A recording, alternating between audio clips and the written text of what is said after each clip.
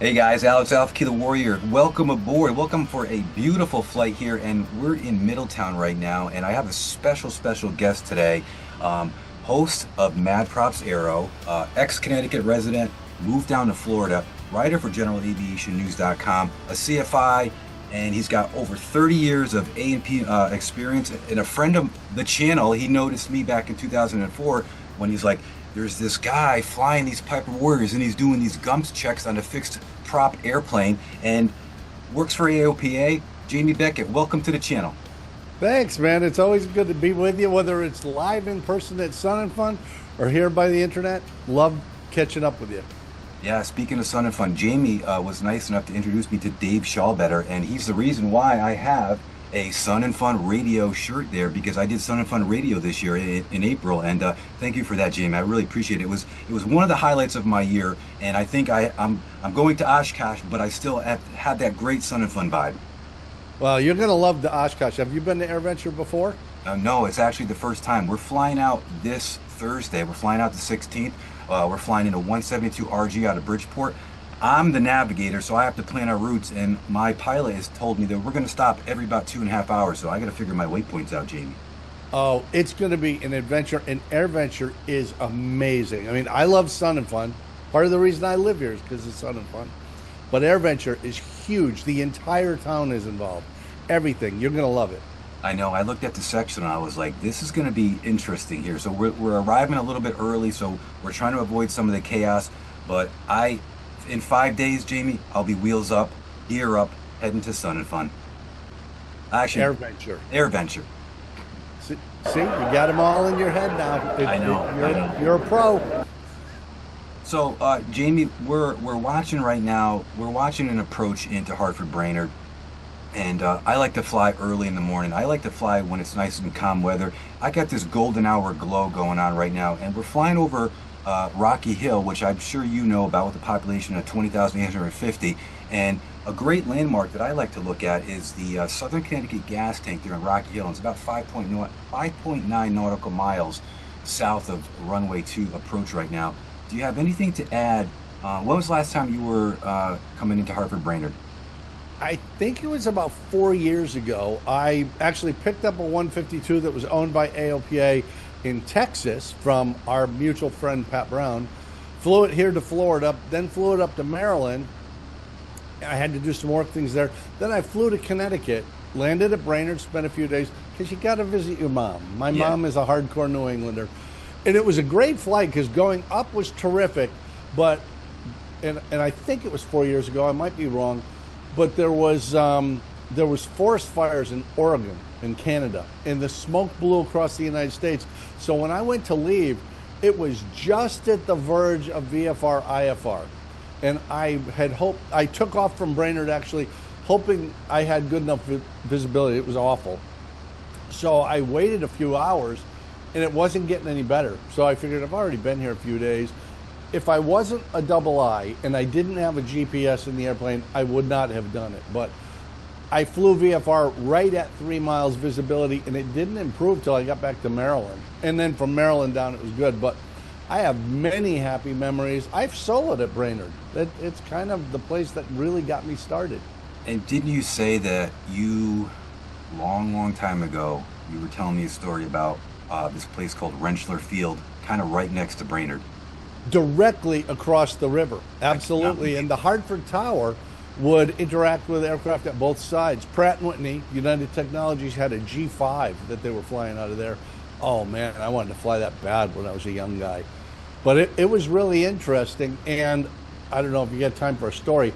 I used to I instructed out of Meriden Markham, and I loved it, but I used to take people on flight reviews, and I had sort of a trick that involved Rentschler. And it actually was a learning experience, but the Hartford VOR, if I recall correctly, is about 7 miles south in Glastonbury. So I would get people under the hood during their flight review, give them different headings and altitudes, and I'd have them fly me over to the VOR, and then I'd say, go ahead and take your foggles off or whatever, and take me into Brainerd.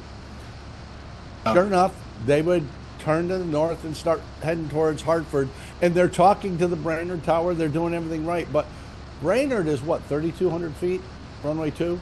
Runway over about 4,000. Oh, okay. Maybe they've extended it since I was there, or in the old days. But Rentschler was like 7,500 feet. It was the second biggest airport in the state behind Bradley. And invariably, people would line up on the runway at Rentschler, which was very similar orientation to the one at Brainerd. And I was such a mean CFI, Alex. I would let them get in pretty much on final, and they're focused, and I'd say, isn't Brainerd on the west side of the river? Wow. And it was a good thing because, you know, you can let your senses tell you one thing when it's like, if you use your reason, where we think we see what we expected to see, instead of like, wait a minute, what are the actual details? Well, and it was a learning experience. Jamie. We're on short final now, if you can watch the video. We're on short final for runway 2, and this is what I'm seeing up here in the cockpit. I got that Connecticut River, which I'm calling the Connecticut humidifier today, and I can see the runway from the cockpit. I got my sunglasses on. I sent you a clip of this actually landing here because I wanted to talk to you about this. So talk us through on what your thoughts are on this short approach here at runway 2 going into Brainerd. One of the fascinating things about Brainerd to me is there's a dike around the entire airport. Many years ago, there was a bad flood with the river, so they put in a big dike. And as you say, you've got a large body of water there. Connecticut River is pretty big, and it's a tidal river. The current changes throughout the day. So that fog right there might not even be evident when you're at altitude looking down because it's so thin and you've got good visibility. You're not below VFR. But it's entirely possible at a place like that. It's almost like a mini mountain range, Alex, where there could be fog over the river, but it's not over the runway yet. And as it gets up to the top of the dike, it spills over, just like weather spilling over a mountain range. I was shocked, Jamie, because when I was in my flare, I didn't know it was there. And I just continued my flare, and I was using my peripheral to actually help me land. And believe it or not, Jamie, I would say that is a butter landing in, what is it, fog? Is it mist? What are we calling this? Well, technically it's fog. You know, you're starting to get a cloud that's forming on the ground because I would imagine your temperature and dew point is pretty close there. Yeah. But even that's educational because, as you can see, beautiful blue sky. Yeah, I taxied to the hangars, Jamie, after this, and when I looked around, by the time I was taxiing, it was completely dissipated. So I think next time, Jamie, something like this happens, I'm just gonna do a go around. There's, you know, once I see something like that, and it'll be burned off probably by the time I loop back around again. If it was any thicker, yeah, I would have said it'd be a good idea to go around and, you know, go orbit someplace for 10, 15 minutes and see what happens. Because as the sun gets up, you're exactly right. We can see the low clouds scud there. As the sun heats up the pavement, that's going to dissipate, rise. It'll be out of there.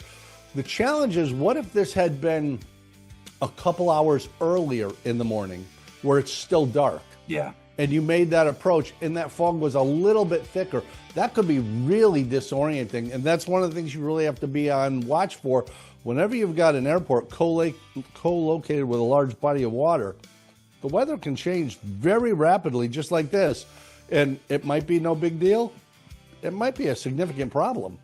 Well, Jamie, I want to say thank you so much for joining us today on Alpha Kilo Warrior as we're reminiscing about some of the stories you had over Hartford-Brainerd. I look forward to having you again on the channel, and I look forward to Oshkosh.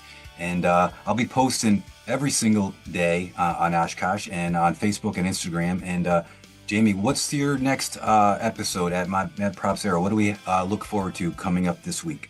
Oh, I refuse to tell. It's all a mystery. You're going to have to tune in if you want to know.